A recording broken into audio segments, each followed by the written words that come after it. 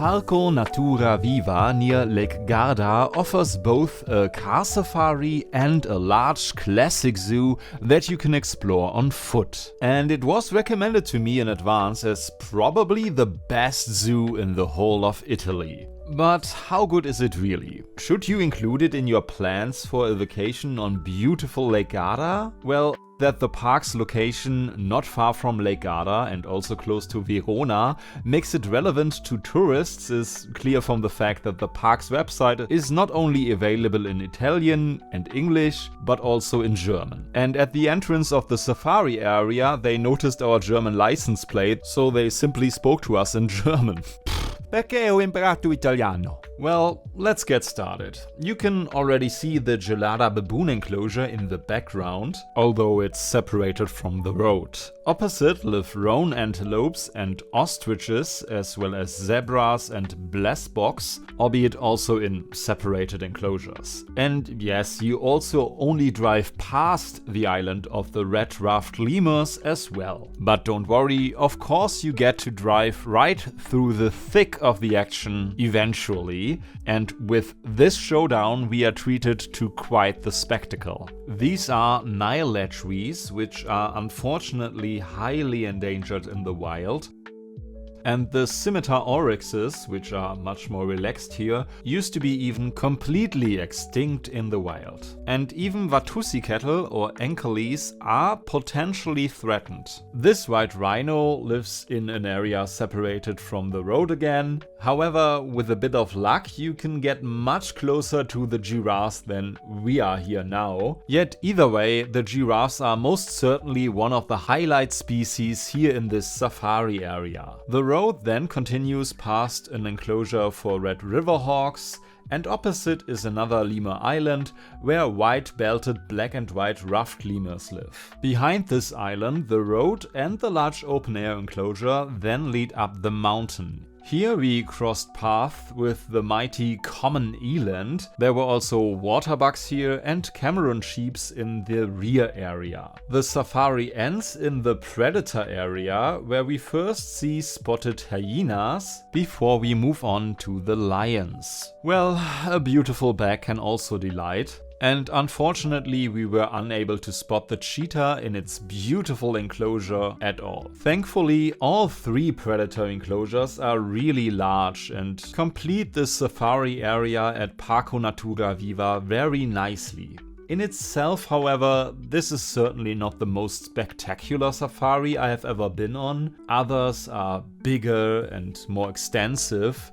At Parco Natura Viva, the safari area seemed more like an add-on to me. The actual main focus is clearly on the classic zoo. In fact, the safari area was deliberately downsized in 2010 in order to reduce the use of cars. As a result, the proportion of the area explored on foot was increased to 70%. So let's get out of the car and into the classic zoo. Behind the beautifully designed entrance area, the first thing that greets you are the flamingos. But let's take a step back and look at the map first, where you will see that the park is divided into different geographical zones. We decided to stay in Africa for the time being, and so our path led us to the hippos. Unsurprisingly, they were relaxing in the water, and this pond is located in a comparatively huge enclosure, which you can overlook wonderfully from an elevated position. In addition to the hippos, nyalas also live here. This is an animal living community that can also be seen at Berlin Zoo. The path then leads next to the chimpanzees, whose enclosure didn't quite convince me. It's not necessarily small, and the scaffolding provides the chimpanzees with appealing climbing opportunities, but I found the design boring, at least visually. And then there is the large moat, which not only ensures that you are very far away from the animals, but can also be really dangerous for apes. Opposite, there is a glass view of the lion enclosure, which we had just passed by car, but the lions were once again only moderately photogenic, so let's head straight on to the meerkat enclosure. Absolute zoo classics that also knew how to excite people here, while Loest monkeys, on the other hand, are a rarity that you don't often see in European zoos. I think I only ever saw them in La Palmyre, and this is the only place in Italy where they are kept. Next door are the Barbary macaques, which you see much more often. Their enclosure is kept very close to nature, but as they often live in walk-in enclosures elsewhere, it is comparatively unspectacular here. Just past the enclosure, the path leads up the hill, passing this enclosure for sitatungas and springboks as well, to a very nice large enclosure where sulcata tortoises live. And if you ever need proof that tortoises can be damn cute, then please help yourself. With a refreshing ice in hand, the next stop was Madagascar. However, the ring-tailed lemurs were not to be seen either in their indoor enclosure or their outdoor enclosure, which actually appear to be accessible for visitors sometimes. There are two very beautiful lemur islands opposite, but I was only able to spot the bamboo lemurs from a great distance. And then you quickly cross over the Indian Ocean to Oceania. Surrounded by dense bamboo, there is this aviary for kias from New Zealand. In this spacious, densely overgrown enclosure, you could theoretically spot Parma wallabies, and through this viewing opportunity we look in the enclosure of the red-necked wallabies, where unfortunately we were once again not able to spot any animals. Opposite, there are glass views in the enclosure for cassowaries, where I had much better luck. And this view of the eastern grey kangaroos enclosure finally offered us the long-awaited sight of kangaroos. There even was a cute youngster to marvel at. And here too I found both the space available for the animals and the design to be very well done. The path then leads around a loop below the enclosures for cassowaries and emus, which you can view from here over dry and water ditches. And opposite you will find Saros cranes, whose habitat stretches from India to Australia, so they certainly fit in here. But now we head back through beautiful dense greenery to Madagascar, where I was able to film a fossa wandering through the enclosure. However, this enclosure could definitely be larger and also offer better climbing opportunities. As Parco Natura Viva breeds them, there is also a second enclosure which I like much better. Why can't both enclosures be like this? I also really like this aviary, which is home to greater Vasa parrots. This is the only place in Italy where you can see them, and generally you don't see them often. The UK is the only country where you can't count the numbers of zoos that have them on one hand. In Greece, on the other hand, you won't find anywhere, not even here, though their charismatic call can be heard over loudspeakers. This is done also as a reminder that this call could soon be silenced forever in Madagascar. Now we have to make our way back, passing chimpanzees and hippos again before we can set off for Asia. Here we are greeted by Bactrian camels and Manchurian cranes, which can also be observed here again in a very beautiful setting. We cross a bridge over the enclosure of the red pandas and muntjacs, which can be viewed very well from here. Passing the Przewalski horses, we finally reach the tiger enclosure, where we had no luck from this side, but there is also a glass view on the other side, and I managed to capture some very nice footage from there. The tigers used to be kept in the safari where the cheetahs now live, but the size of this new enclosure is also quite acceptable. And even though it might look a little bit boring from here, the enclosure is actually quite nicely designed and furnished. The design around the snow leopard enclosure is also very pleasing, and the enclosure itself is also quite attractively designed. In my opinion, however, it could be a lot bigger. And by the way, the snow leopard itself was sleeping. A long way up the mountain are these two large aviaries. Here you will find black storks, but also bearded vultures and Egyptian vultures. From here we continue over a bridge past this pond with kois. Back when I was visiting, this was still a construction site, but by now you will find Edwards pheasants here. Then there are some more aviaries where you will discover a real zoological highlight. Back in 2023, red-headed vultures could be found nowhere else in Europe, but in 2024, two young vultures were moved from Parco Natura Viva to Berlin Tierpark. So hopefully the zoo population can continue to grow, as they are unfortunately also very rare in the wild and their population is still shrinking, so this successful breeding program here has really made an important difference to the conservation of the species already. And with that we leave Asia behind us and head to America. But for now, all that awaits us here is a pond with water turtles and this enclosure, which is also home to prairie dogs, but we have only seen white-headed marmosets and also white-faced sakis, which still had a very playful offspring during our visit. From here you can take a detour to an area dedicated to extinct animals. There really are a lot of statues to see here, especially of many different dinosaurs, but other animals that became extinct much later can also be found here. A really nice area overall, especially because I like the fact that lost species are being kept somewhat alive in this way. There is also an area for tortoises in the center of this part of the zoo. A number of different tortoise species live here in several beautifully designed enclosures, and there is also a breeding center, so here's even more proof that tortoises can be pretty darn cute. Back in the America area, we take a look at the animal fledge-sharing community of armadillos and sloths, which also have an outdoor enclosure next to the house, and as you can already see, I also caught the sloth outside. However, I was even more pleased to be able to capture some very nice ocelot footage, because I think these little cats are simply beautiful and you don't see them that often, especially not active. But here, this simple cardboard box was entertainment enough. And I have to say, this is a very, very nice enclosure, which you also have a great view of through the glass panes.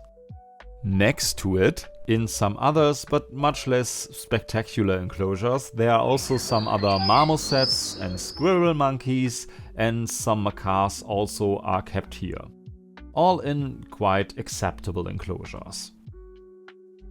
This enclosure was home to spectacled bears until spring 23, but they died of old age. Big anteaters have moved in here in the time since. Finally, the large Amazon aviary offers plenty of space for more macaques and other bird species. And that brings us to the latest attraction, the House of Giants. A 1,600 square meter building that is not only dedicated to giants, but also to dwarfs of the animal world.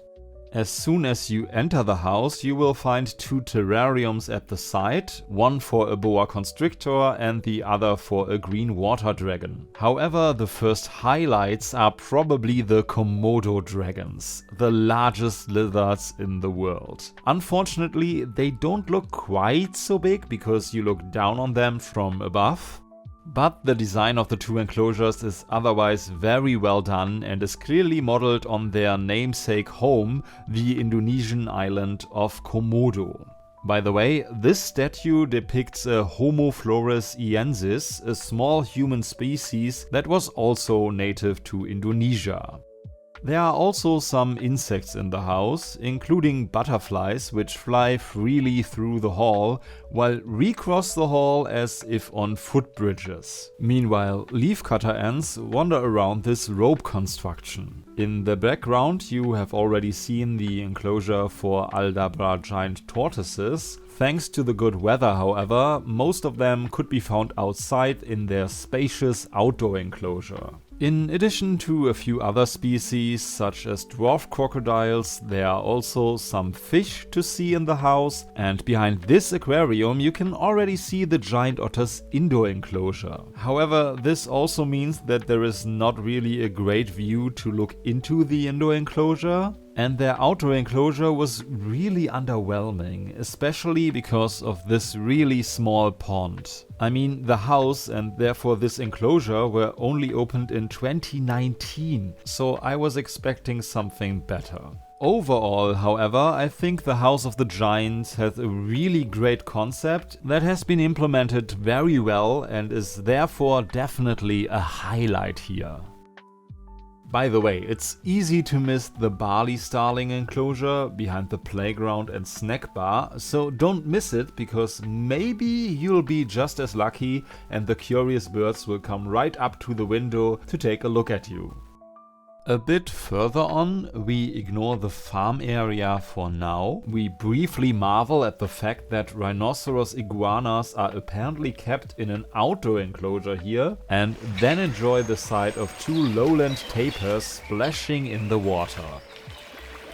Maybe it was more than just splashing around? I'm not quite sure.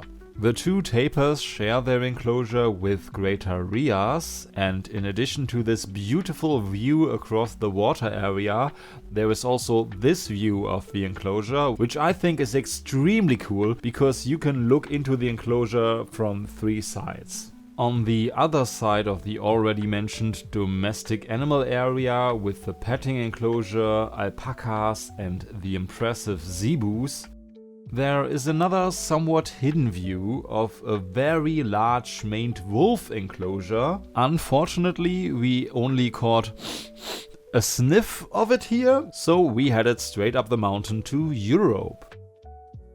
Here, this view of the lynx enclosure had much more to offer, and I have to say, this really is a very nice lynx enclosure on a slope. But I was even more impressed by the wolf enclosure, which covers almost the entire rest of the slope. And as you can see, it is densely overgrown, so of course this also means that you need a bit of luck to spot a wolf at all. This in turn is the view of the wildcat enclosure, which I found rather boring in comparison. Here I was also able to catch at least a brief glimpse. The urials, on the other hand, had not yet moved in during our visit. Too bad, because they are also quite the rarity. And so we went straight up on the densely green wooded slope, past an aviary for snow owls and another view of the wolf's enclosure, only to feel like we were in an olive tree plantation when we reached the top. This is one of the most beautiful reindeer enclosures I know, because these olive trees simply create a very special ambience. On the other side of the hilltop, we look down on the European bison enclosure, which can also be seen from the side a few meters lower down. There is also this very spacious aviary here, where you can find northern bald ibises, and in this hut you can see the barn owl's aviary.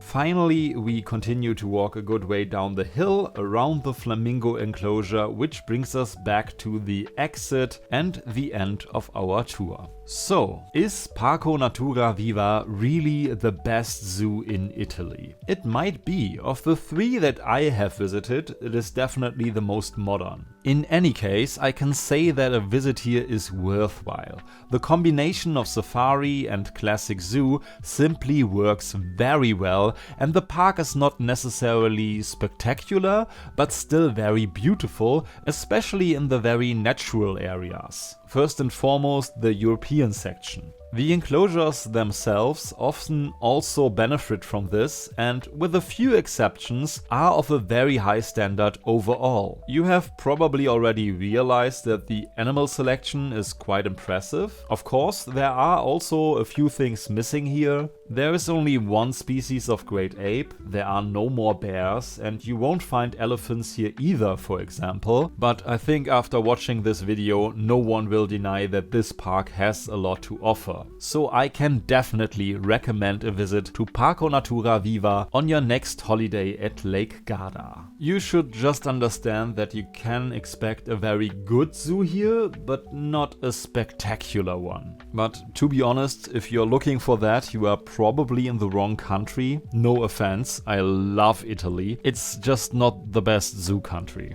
But please, especially if you are Italian, not only let me know your thoughts on Parco Natura Viva, but also of Italian zoos overall. Are there any I should definitely visit? I've been to Bioparco di Roma and also Giardino Zoologico di Pistoia, and I think both are already developing well and have a lot of potential, so it's not like I think Italian zoos are all bad or anything. Anyway, if you liked the video, give it a thumbs up, hit the subscribe button if you haven't already, and with that being said, thanks for your attention, grazie mille e arrivederci a presto, see you soon, or as we say in Germany, auf Wiedersehen. Yours truly, Martin, or should I say Martino. See English? That sounds nice. Morten sounds horrible.